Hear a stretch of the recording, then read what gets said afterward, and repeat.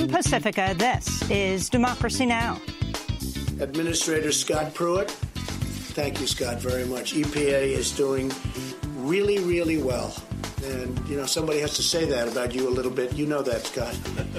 Calls are growing for EPA Administrator Scott Pruitt to resign as he faces more than a dozen ethics investigations.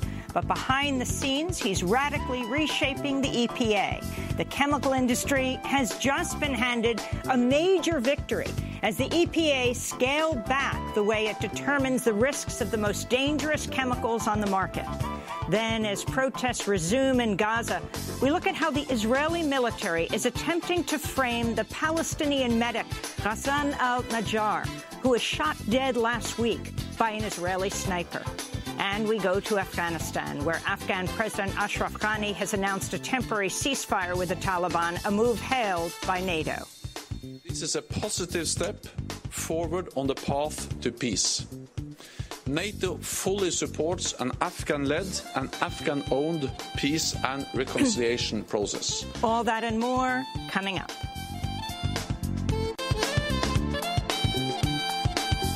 Welcome to Democracy Now!, democracynow.org, the War and Peace Report. I'm Amy Goodman. Donald Trump and other leaders of the world's largest economies have gathered in Quebec City, Canada, for this year's G7 summit, with the U.S. president increasingly isolated over trade and climate change. The G7 meeting comes after President Trump ordered tariffs on imported steel and aluminum from Canada, Mexico, China, Japan, and the European Union, prompting world powers to talk of uniting against the U.S. in a trade war. Reuters quoted French President Emmanuel Macron as saying Thursday, "We don't mind being sick if needs be." Macron echoed that comment in a joint press conference with Canadian Prime Minister Justin Trudeau. The 6 other countries of the G7 represent a larger market than the American market. Let's face it, there is no world hegemony if we find a way to organize ourselves, and we don't want there to be.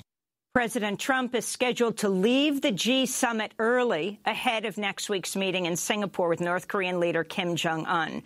With his early departure tomorrow morning, Trump will miss a discussion on climate change, which will center around Trump's decision to pull the U.S. out of the Paris Climate Accord. This comes as Trump said Thursday he's prepared to invite Kim Jong-un to the White House if next week's summit between the two leaders goes well. Federal agents arrested a former senior aide to the Senate Intelligence Committee Thursday, charging him with repeatedly lying to the FBI in a probe of who leaked classified information to reporters. The arrest of James Wolfe came just hours after the New York Times reported it had discovered federal agents had secretly captured years' worth of phone and email data from New York Times reporter Ali Watkins, who broke several high-profile stories related to the Intelligence Committee's work for the New York Times and other outlets. The Times reports Watkins and Wolfe previously had a 3-year romantic relationship. A New York Times spokesperson blasted the Trump administration's efforts to spy on its reporter, saying, quote, "Freedom of the press is a cornerstone of democracy, and communications between journalists and their sources demand protection," unquote. This all comes exactly 1 year after the Trump administration arrested former U.S. intelligence contractor Reality Lee Winner, who's accused of leaking a top-secret document claiming Russian military intelligence launched a cyber attack on at least one U.S. voting software company just days before the 2016 election. Reality Winner has pleaded not guilty and remains jailed awaiting trial. The Trump administration said Thursday it will not defend key parts of the Affordable Care Act as a number of states, led by Texas, challenge the constitutionality of President Obama's signature health care law.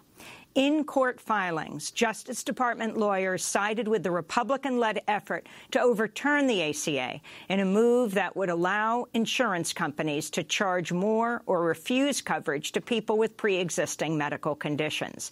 This came as the White House lobbied Republican congressional leaders to vote down a bipartisan bill that would fully fund an expansion of veterans' health care that Trump signed into law on Wednesday. On Capitol Hill, Senate Democrats are urging House Republican leaders to hold a vote on a bill that would reverse the FCC's repeal of net neutrality rules. Without congressional intervention, the FCC's new policy will go into effect Monday. It would allow Internet service providers, ISPs, to throttle Internet traffic speeds according to how much customers pay or based on which websites they wish to favor. Last month, the Senate voted 52-47 to reverse the FCC's rollback of net neutrality rules. On Thursday, the entire Senate Democratic caucus sent a letter to Republican House Speaker Paul Ryan demanding he bring a companion bill to the House floor. The Trump administration said Thursday it's transferring about 1,600 immigrants held in ICE custody to federal prisons in the first large-scale transfer of this kind. ICE told the Reuters news service it's moving the prisoners to 5 federal penitentiaries, with the majority headed to a prison complex in Victorville, California. Most of those being transferred have no criminal records and are awaiting civil immigration court proceedings. The Northwest Immigrant Rights Project reports up to 120 people being held at SeaTac Prison in Seattle are asylum seekers who are separated from their families. Meanwhile, a high school student from Iowa was found murdered in Mexico's Zacatecas state in May, just 3 weeks after he left the United States under threat of deportation. Manuel Antonio Cano Pacheco was found with his throat slit in what his family believes was a gang-related murder. He was just 19 years old. Cano Pacheco was brought to the U.S. when he was just 3. He'd previously been granted protected status under President Obama's Deferred Action or Childhood Arrivals program known as DACA, which President Trump has been working to phase out. After he was convicted of 2 minor drug charges, he lost his DACA status and chose to enter Mexico as deportation appeared likely. In Brooklyn, New York, immigrant rights groups and elected leaders are calling for the release of a delivery worker who was arrested by ICE last week after he dropped off a pizza at the Fort Hamilton Army base. Pablo Villavicencio, an Ecuadorian immigrant, presented his New York City-issued ID card to soldiers at the entrance to the base, as he's done on many previous delivery runs. But this time, he was denied access and told he needed a driver's license to enter the base. After a military police officer ran a background check, he discovered an ICE warrant from 2010 and called in immigration agents. Villavicencio is now being held at an ICE detention center in New Jersey and is scheduled to be deported.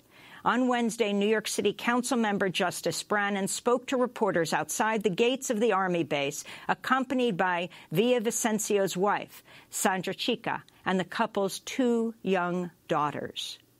Does the Army now have some new policy that demands all non-military personnel show proof of citizenship to gain access onto the Army base? Otherwise, what happened here? Is this part of some new Donald Trump deportation strategy? You're tearing families apart for what? How are we any safer today than we were yesterday? It's cruel that they're going to separate my daughters from him. He's supporting the family. Now I'm going to be by myself, along with 2 kids. On Thursday, scores of protesters gathered outside Immigration Court in Lower Manhattan chanting, "Free Pablo now." Meanwhile, New York Governor Andrew Cuomo has said his office will pay Villavicencio's legal fees. In Nicaragua, hundreds of mothers marched to the streets of Managua Thursday, calling for justice for the more than 100 sons and daughters killed by police and vigilantes in recent protests, calling on President Daniel Ortega to resign. This is protester Ana Maria Pizarro. Children are showing up having been tied up, tortured, and beaten up. And many times, after many days of complaining, the authorities call on mothers to collect the bodies. Official organizations should be giving information on victims from day one. Britain's highest court ruled Thursday Northern Ireland's near-total ban on abortions is incompatible with the European Convention on Human Rights. The ruling by Britain's Supreme Court won't require a change in Northern Ireland's laws, but pro-choice activists say it's a step towards forcing the government of Conservative Prime Minister Theresa May to intervene. This is Grania Teggart, Northern Ireland campaigner for Amnesty International. Theresa May must now demonstrate that, like us, she trusts all women in the UK and that she will end the inequity that women in Northern Ireland face. They should not have to travel to the rest of the UK for this health care. So we will continue to pressure our government to change the law to enable free, safe and legal abortions in Northern Ireland. Ontario, Canada, voters have elected a new Conservative government led by Doug Ford, brother of the infamous former mayor of Toronto, Rob Ford, who died of cancer in 2016 after battling drug and alcohol addiction while in office. Doug Ford, who many have compared to Donald Trump, saw his progressive Conservative Party win the most votes in provincial elections. Speaking on Democracy Now!, journalist Naomi Klein called Ontario's election the most important of her lifetime. What's really, really worrying about this is that he's running on this platform to cut taxes in various ways, to cut corporate taxes, to cut individual income taxes, to do away with Ontario's cap and trade policies. And so it's a plan to blow a massive multi-billion-dollar hole in the budget, but he has refused to say how he will pay for it. To see our full interview with Naomi Klein about Ontario's election, you can go to democracynow.org. New weather data show the month of May was the hottest ever recorded in the contiguous United States, with temperatures soaring more than 5 degrees Fahrenheit above 20th century averages. Climate scientists say May's heat toppled the previous record set in 1934 at the height of the Dust Bowl and is consistent with models for global warming. The record U.S. temperatures came as 2018 is on track to be Earth's 4th hottest year on record, while the 5 warmest years on record all have taken place since 2010. Celebrity chef and television presenter Anthony Bourdain has died by suicide. The 61-year-old man was found dead in his hotel room in Strasbourg, Germany, where he was filming an episode of his CNN program Parts Unknown. Anthony Bourdain's death came just days after fashion designer Kate Spade was found hanged to death in her Manhattan apartment in an apparent suicide as well. The high-profile suicides come as the Federal Centers for Disease Control and Prevention report the U.S. suicide rate has risen by over 25% over the past 2 decades. Topping the list is North Dakota, where suicides have risen by 57% from 1999 levels. And those are some of the headlines. This is Democracy Now!, democracynow.org, the War and Peace Report. I'm Amy Goodman. Environmental Protection Agency Administrator Scott Pruitt is again facing a slew of ethics and spending scandals amidst mounting calls for his resignation.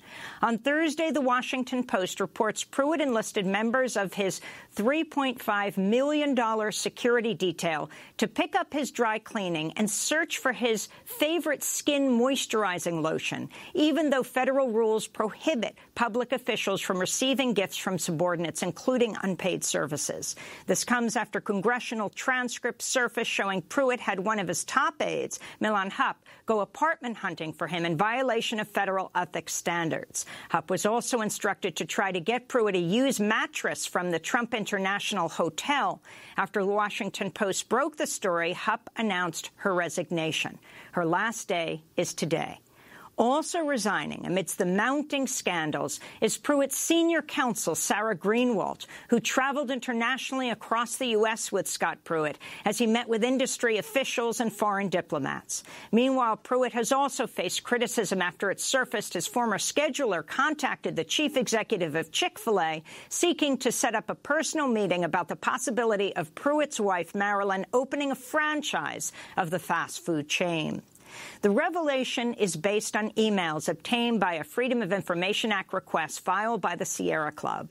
On Wednesday, journalist Jessica Smith published a video of her questioning Pruitt about the Chick-fil-A scandal. With great change comes, I think opposition. I mean, there's significant change that's happening across not only at the EPA, but across this administration, and it's needed. Look, my wife is an entrepreneur herself. She loves, we love. Chick-fil-A is a franchise of faith, and it's one of the best in the country. And so that's something we were very excited about. So, and we need more of them in Tulsa, and we need more of them across the country. So anyway, it's an exciting time. The New York Times has also reported in recent days Pruitt attended a University of Kentucky basketball game last December in seats belonging to Joseph W. Kraft III, a billionaire coal executive who is aggressively fighting to reverse Obama-era rules limiting coal pollution. All these new scandals come as Pruitt was already facing at least a dozen investigations over spending and ethics violations, ranging from his close ties to industry lobbyists to illegal spending of public money. Meanwhile, Pruitt is continuing to radically reshape the Environmental Protection Agency. The New York Times reports today the EPA has given the chemical industry a big victory by scaling back the way the federal government determines health and safety risks associated with the most dangerous chemicals on the market. Pruitt has also been accused of radically reshaping the EPA rulemaking process and weakening Obama administration efforts to tighten fuel economy standards, among others. For more, we're joined by Robert Weissman, president of Public Citizen. Last year, Public Citizen launched corporatecabinet.org, a website tracking the corporate connections and conflicts of interest of Trump's cabinet appointees. But, Rob, today we're going to focus on Scott Pruitt. We're going to divide this into two parts. Talk about the slew of scandals, and then we'll talk about what some consider the greatest scandal, and it is the rolling back of environmental protection. Rob Weissman. Thanks, Amy. It's good to be with you and your viewers and listeners. You know, if you listen to the introduction you just gave, Washington is very familiar with people who come and try to self-enrich themselves from the taxpayer pot, but I don't think we've ever seen anything like Scott Pruitt. That list of examples, most of which have just emerged in the last week or two, I don't think there's ever been anything like that. And there are more. You know, last week it came out that he was buying $130 pens because he thinks he needs to write with $130 pens.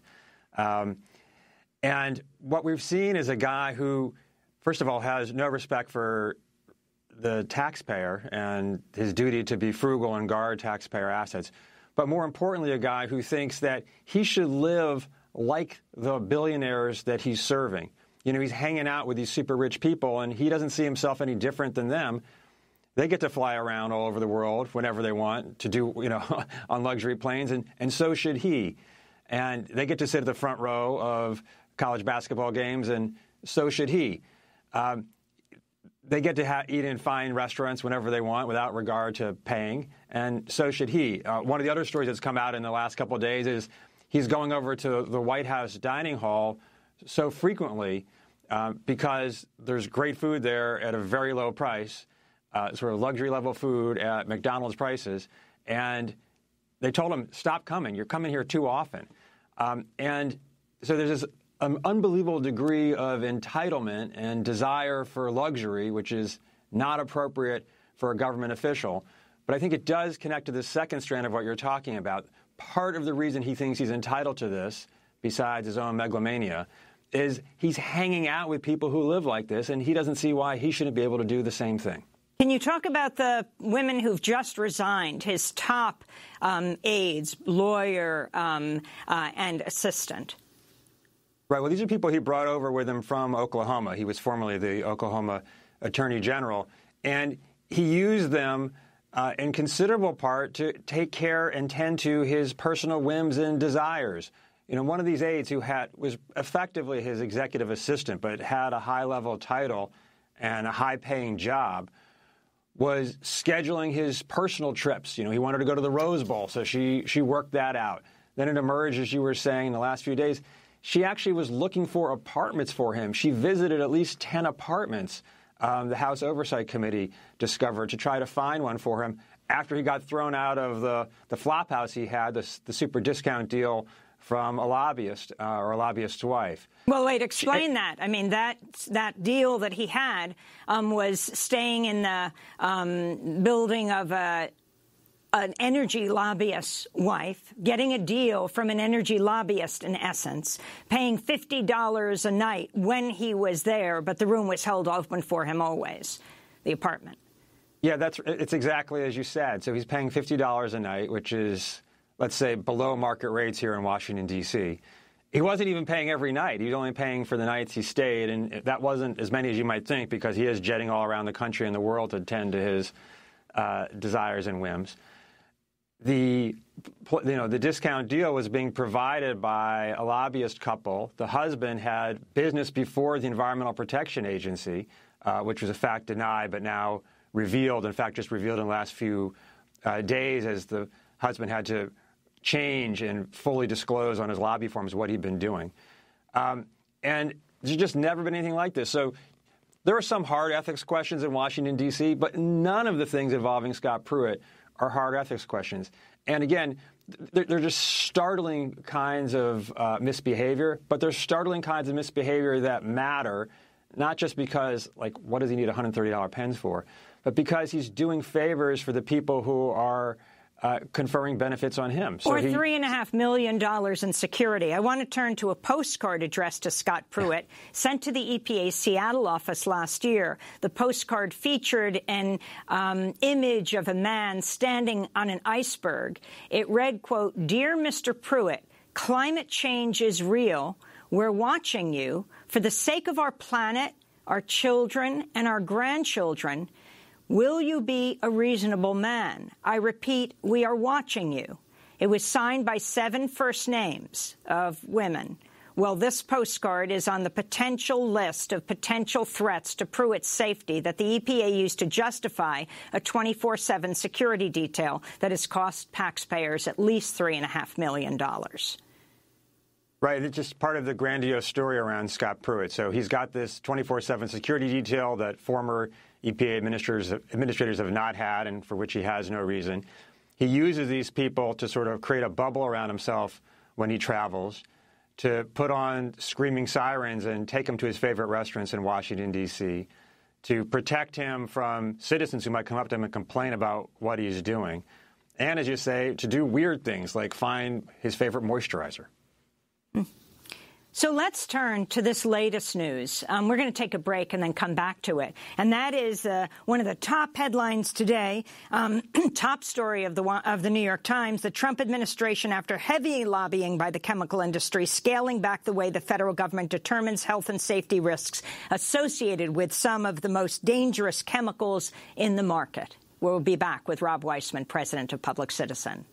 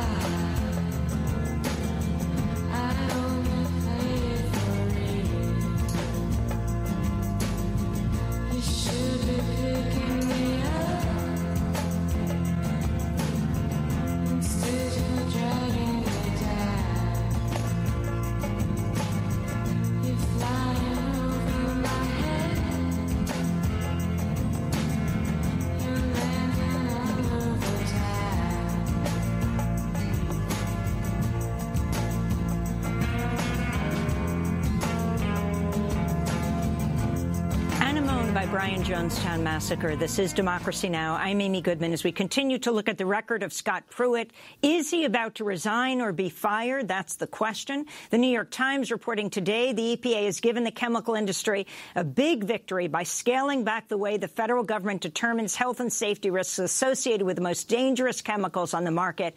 EPA Administrator Scott Pruitt has also been accused of radically reshaping the EPA rulemaking process, weakening Obama administration efforts to tighten fuel economy standards. Still with us, Rob Weissman, president of Public Citizen. Rob, talk about this latest news about the chemicals in the air we breathe, in the soil, in the water we drink. Yeah, this is the real outrage. So the stuff we were just talking about, that's funny for the soap operas, and it is crazy, outrageous in its way, but it's not really hurting people in the same way this is. So this breaking news from the New York Times is that the agency, the EPA, is going to change the way it assesses chemical safety. It's now looking at beginning a new process after a recently passed law of evaluating the safety of chemicals that have long been on the market. It's looking first at 10 and then it's going to go on to others. And the short version is it's changing the way it's going to do it so that chemicals will be deemed safer than they otherwise would have been. It'll be higher levels of exposure will be possible. More use of dangerous chemicals will be possible. How do they get there? Well, this is the real scandal to EPA. The person in charge of the review is an industry chemist who came from the Chemical Industry Trade Association. She's now in charge of setting up the process. So she is delivering for the agency from which she once came. The impact is going to be on people whose names we don't yet know, but people will die as a result of this. So when you look at what they're doing in the chemical industry, or how Pruitt and his top aides are benefiting the coal industry, or enabling more air pollution, or taking care of the agribusiness industry, or making sure we've got more oil and gas burning going on, he is enabling a kind of corporate violence that will kill literally tens of thousands of people every single year. We don't know their names, but they will die. He is looking at rolling back on behalf of the oil and dirty energy industries an air pollution standard, one air pollution standard that is expected to save 11,000 lives every year and prevent 130,000 asthma attacks every year. Again, when those things happen going forward, if he succeeds in rolling back this rule, almost no one's going to go back and say, look, it was Scott Pruitt who enabled this. It was the industry that polluted in my neighborhood that forced my child to have an asthma attack. People don't think that way, but it is what happens. So it is a crime and a violence that is equivalent to street crime, except that it's at a much more gigantic scale than anything that the biggest mass murderer could ever hope to accomplish. I wanted to go back to a story we covered last week. Officials with the EPA barring multiple journalists from covering a summit on water contamination at the EPA's D.C. headquarters, with one journalist reporting she was shoved out of the building by security guards. The reporters were from CNN, the Associated Press, E&E News. The journalist who was shoved, Ellen Nickmeyer of AP, was ultimately allowed into the meeting in the afternoon. The meeting was about nationwide water contamination from the chemicals PFOA and PFOS, which are used in Teflon and firefighting foam. The attempt to exclude some journalists from the meeting comes as EPA Administrator Scott Pruitt, who spoke at the meeting, was, of course, facing the slew of scandals around him. We had an extended conversation about this. This is about people trying to get a report released of areas, communities around industrial sites, around military bases that fear this contamination. Yeah, that's right. So the big story at EPA in this regard is because Scott Pruitt's agenda is taking care of the polluters and the donors, and of course himself, full stop, has nothing to do with science, has nothing to do with evidence, and won't let evidence get in the way of what he's trying to do. They don't want any media coverage of what they're doing.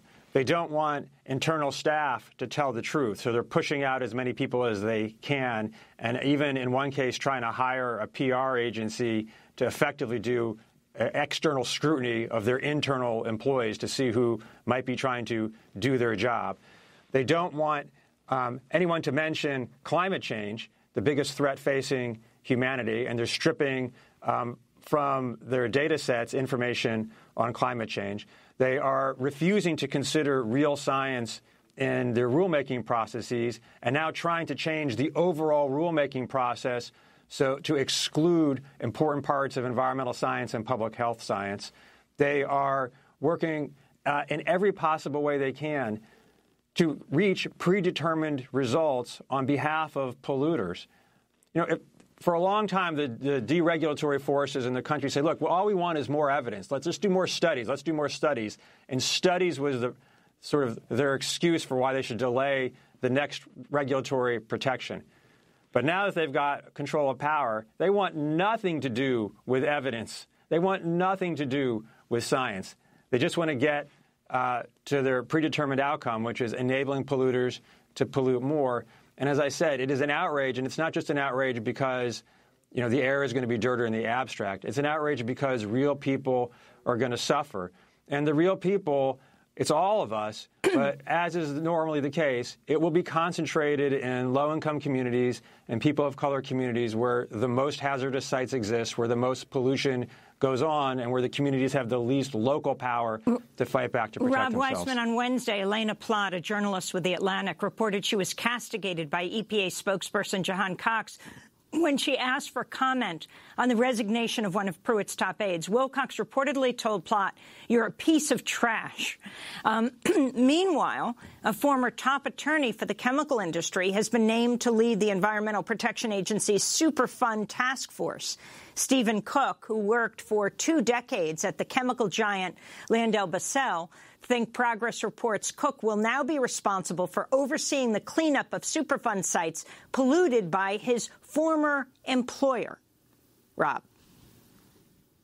Yeah, so both those stories are reflective of what's going on at the EPA. The first, again, this hostility to journalists for just reporting on what's going on. Again, also following the lead from the White House, of course. And in the second, part of this grand story throughout the Trump administration of bringing in industry to be in charge of industry officials or former lawyers for industry to then come into government and be in charge of regulating the companies that they once worked for. It's not just this guy from the chemical industry. It's also this chemical industry scientist I mentioned. It's also a coal lobbyist who's now the number 2 at EPA. This is Andrew Wheeler. Other officials who came from oil and gas. That's right. If you can talk about this. So for him to be number 2, that means if Scott Pruitt is forced out, that's right. That Andrew Wheeler, who's worked for nearly a decade on behalf of fossil fuel companies, including the coal company Murray Energy, approved by the Senate in April, becomes second in command and would become the EPA administrator, at least for a time. Is that right? Yeah, that's exactly right. I mean, we absolutely think that Scott Pruitt should be impeached. It's a bit of a parlor game now in D.C. to see if he can hold on. The White House wants him to go, but not the most important person in the White House, the president. Increasingly, Republican members of Congress are saying, look, this is just an embarrassment. We got to get rid of this guy. So, and we think Congress should do its duty and force him out through impeachment. But we have to be honest and recognize what that means. We're going to probably have Pruitt exit the scene and have a coal industry lobbyist come and be in charge of the EPA. Finally, Pruitt rolling back Obama-era fuel standards. Very briefly, if you could explain what that is. So the most important thing that President Obama did to deal with climate change was not the Clean Power Plan. It was increasing the fuel efficiency standards for cars and trucks. It was being done in 2 phases. And it's just a win-win. It's going to massively reduce the amount of carbon pollution that goes in the air by also reducing the amount of gas that our cars need. It's going to save consumers a huge amount of money. Pruitt is now trying to roll back the second phase of that. The cost in dollar terms to consumers would be more than $100 billion, let alone the impact on climate change.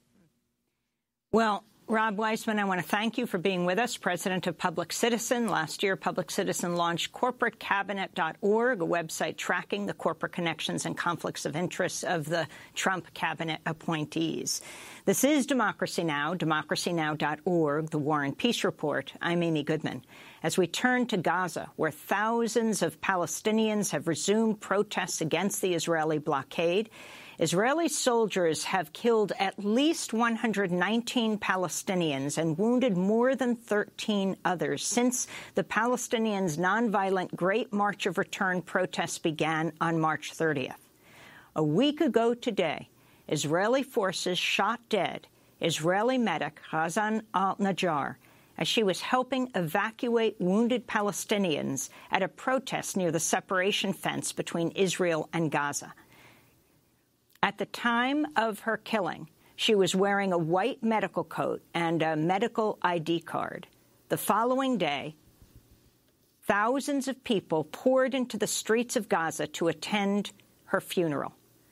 The Palestinian medic's killing has also sparked international outrage. Earlier this week, the Israeli military said Israeli snipers had not intentionally shot at Razan.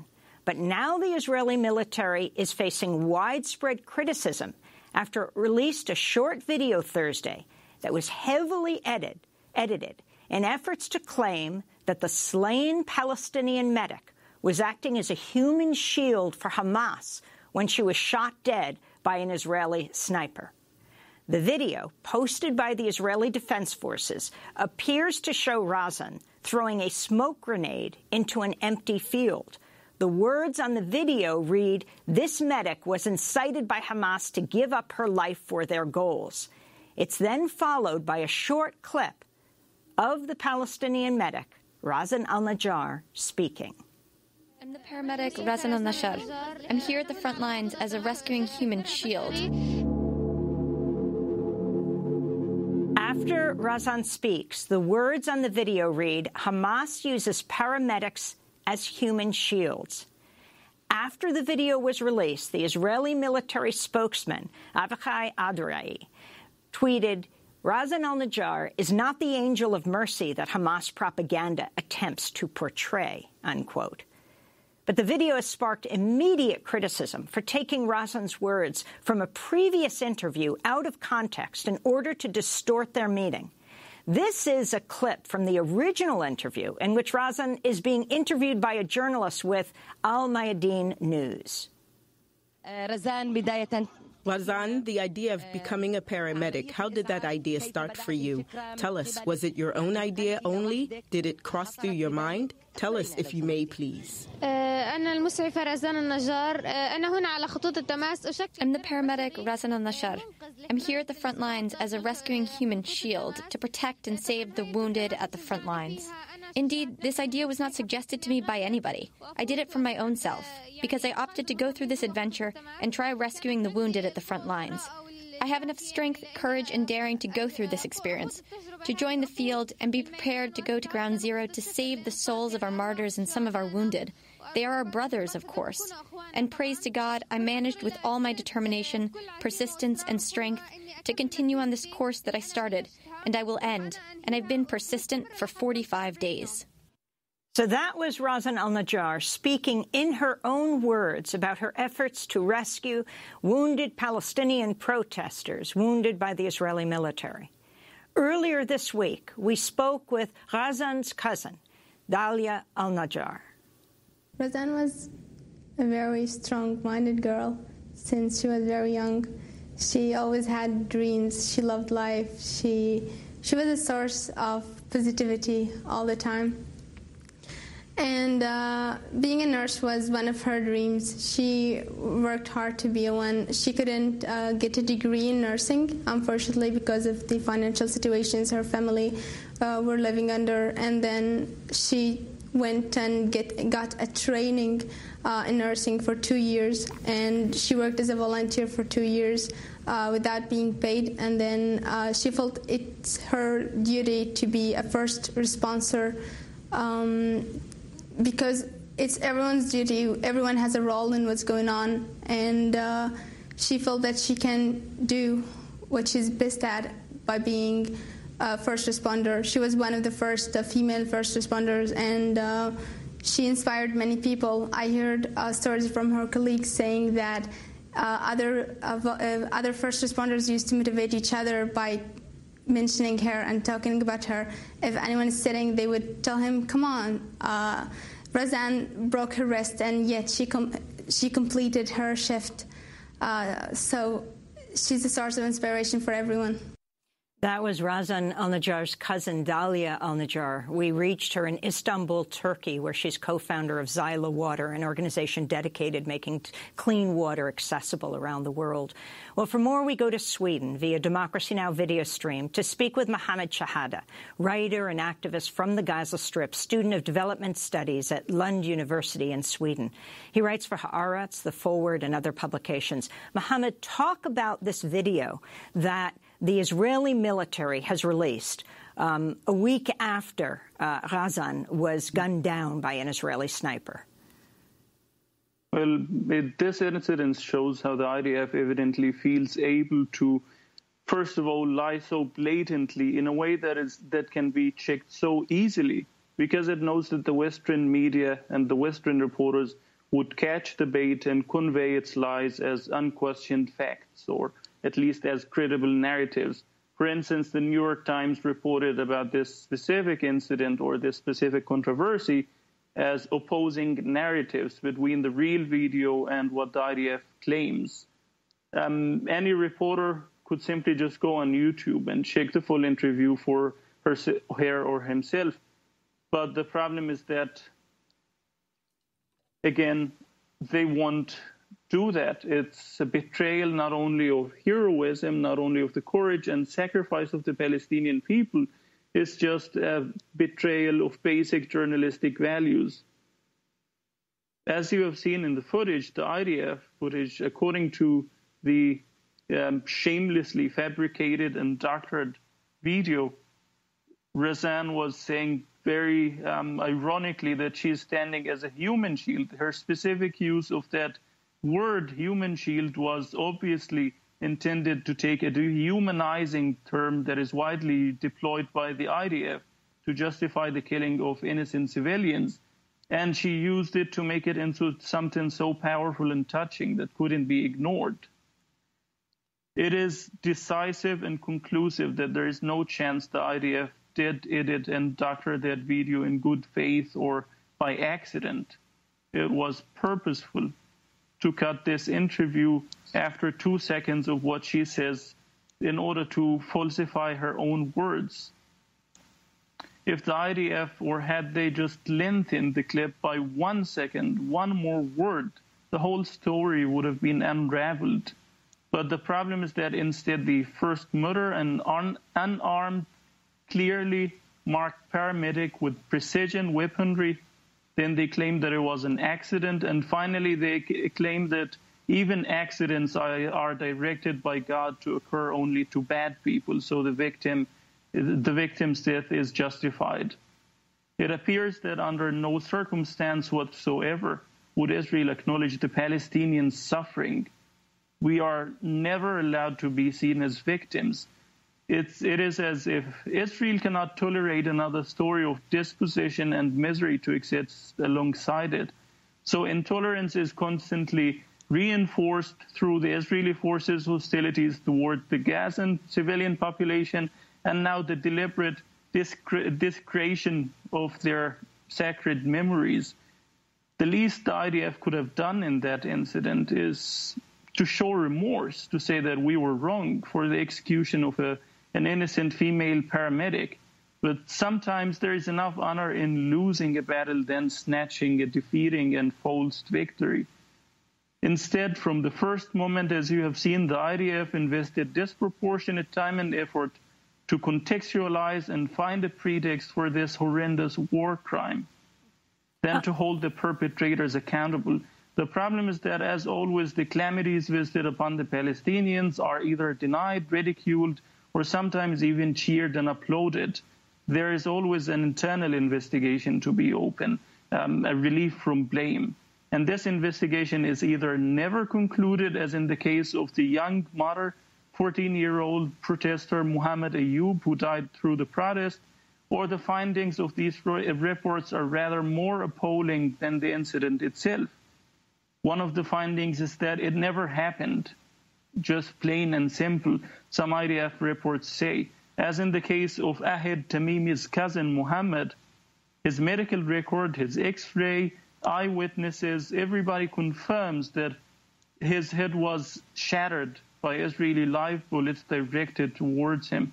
But according to the IDF, he fell off his bike. It never happened. Mohammed, I want to turn to that story for a moment. On Wednesday, the Palestinian Information Ministry saying Israeli forces shot dead the 21-year-old Palestinian Ezzeladin al-Tamimi in the West Bank village of Nabi Salah. He was a member of the prominent Tamimi family, which is well known for its resistance to the Israeli occupation. This is Mahmoud al-Tamimi, a relative of the young man who was killed, Ezzeladin. Israeli occupation forces raided a site near the gas station. When he ran away, they identified him and shot him directly with live ammunition. 3 bullets in his neck and chest. Then they beat him, and he was bleeding before they moved his body to a military vehicle, where he was left for a long time before being pronounced dead. Another member of the Tamimi family, 17-year-old Ahad Tamimi, remains imprisoned on charges of slapping an Israeli soldier in a video that went viral. Earlier this week, a parole board rejected her appeal for an early release. She's really become a global face of the resistance to occupation. Mohammed Shahada, if you'd continue with, we're not just talking about, what we're talking about here. Over 120 Palestinians killed since March 30th, since the nonviolent March of Return. Ghazan, female paramedics and medical people have been hit so hard. I wanted to go back to an excerpt of an interview we did a few weeks ago. This was the day after the U.S. moved the U.S. embassy to Jerusalem. And I think the Israeli military killed more than 60 Palestinians in Gaza that day. I want to turn to Tarek Loubani. He's a Canadian emergency room doctor who went to Gaza to help wounded Palestinians. This is an excerpt of what he had to say. He was shot by Israeli sniper in both legs.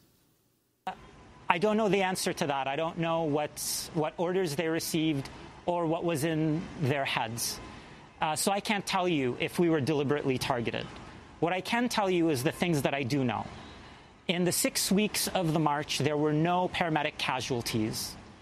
And in one day, 19 paramedics, 18 wounded plus 1 killed, and myself were all injured. We're all shot with live ammunition.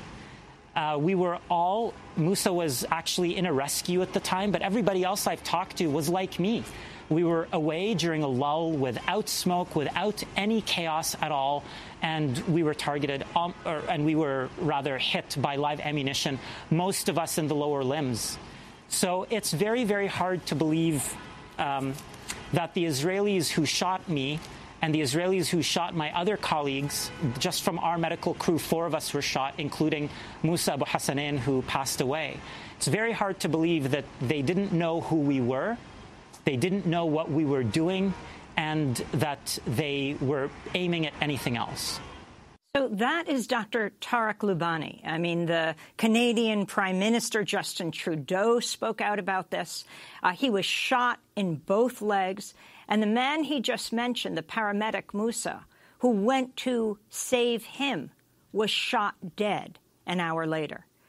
Mohammed Shahada, if you can continue to talk about the coverage of what has taken place in Gaza and also what is happening today as we speak. Thousands are protesting in Gaza.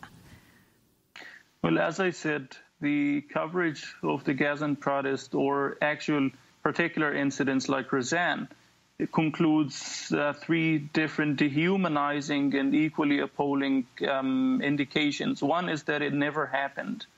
There is the unarguably racist, dehumanizing and hideous term Pallywood that is coined and going viral to imply that the entire Palestinian population are consistently conniving and contriving staged major lies to defame Israel and exert an understandable anger or hatred, as they call it, of its illegal occupation and criminal blockade.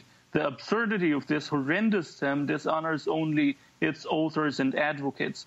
But the other conclusion is that it wasn't us.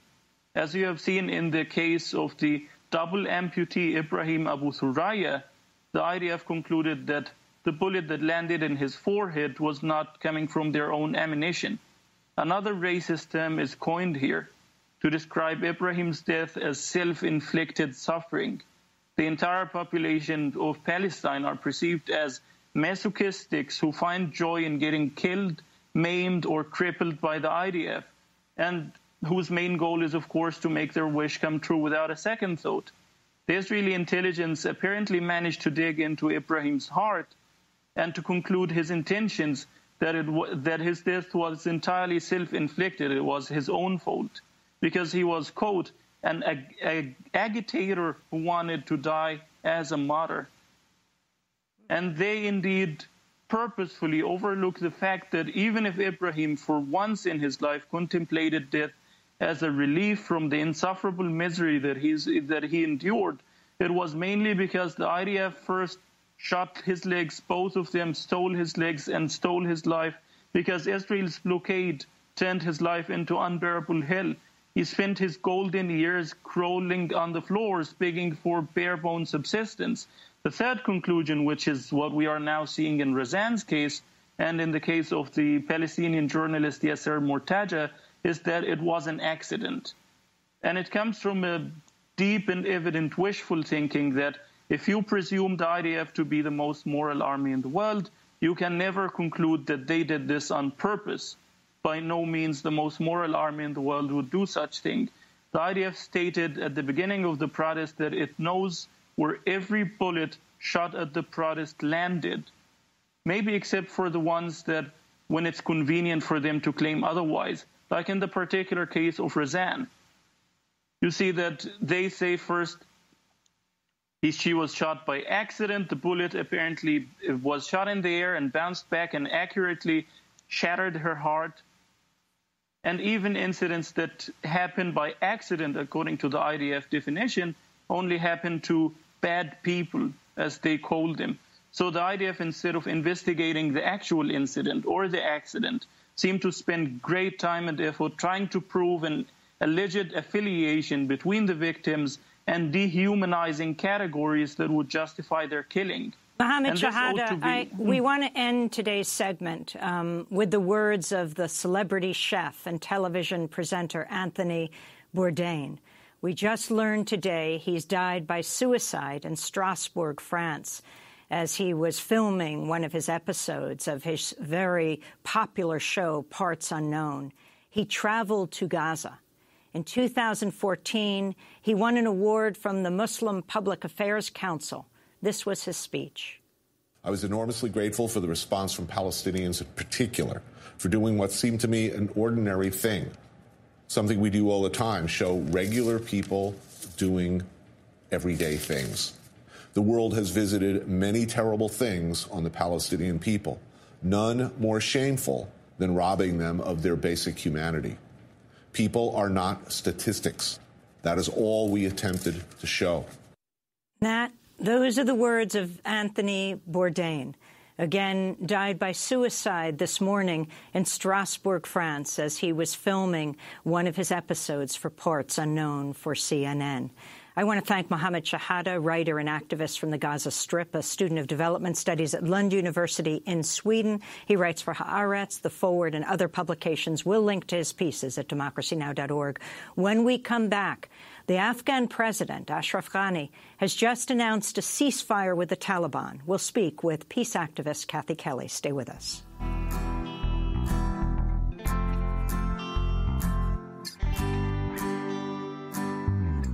في بينا أمل للتحرير نحلم فيه في بينا وعي لازم نحارب فيه في بينا قدس محتاجة فينا النور في بينا وطن أمل فينا بالتحرير ننافس في حياتنا أصعب وضع فنجتهد نكافح فسادنا انطمع بنستسلمش بنفوض الجريمة الطمع تسرق حقي وكرامتك بالمجتمع بدنا من زرع حصد ومن جد وجد مش من زرع ما حصد ومن جد لا يجد بدناش نقول مين بتعرف مش إيش بتعرف تبدأ القصة من حقك إنه لازم تعرف نشوف شاب ماخذ تقدير مش محصل إنه يكون أي فرصة. We Have Hope by Revolution Makers here on Democracy Now!, democracynow.org, The War and Peace Report. I'm Amy Goodman. As we end today's show in Afghanistan, where Afghan President Ashraf Ghani has announced an unconditional ceasefire with the Taliban, to last until June 20th. This was President Ghani's first unconditional offer of a ceasefire since his election in 2014. The U.S. has said it'll honor the ceasefire against the Taliban. We go to Chicago, where we're joined by Kathy Kelly, co-coordinator of Voices for Creative Nonviolence, a campaign to end U.S. military and economic warfare. She has made many trips to Afghanistan and just returned from Afghanistan this week. Kathy, if you can explain what's just taken place, how significant is this ceasefire? Well, it's very difficult to imagine a ceasefire with the multiple groups of insurgents in Afghanistan today. The Taliban are certainly the strongest, but they are one group amongst many insurgent groups who have made steady attacks all through the year. And so it's a very, very tense time. But a lasting peace in Afghanistan would require a way to deal with the destitution, with the unemployment, with the inability of people to feed their families, because it's in part because of that kind of desperation that people turn to joining military groups, police groups, because that's the only way sometimes that they can get an income. Plus, very, very tragically, now 21 out of 34 provinces in Afghanistan are drought-stricken. So conditions are so harsh, so hard, and in Kabul, it's become the least safe place in Afghanistan. I just returned from that city, and in a visit in a refugee camp, you get the sense of exhaustion, desperation, and an inability of the Afghan government to respond.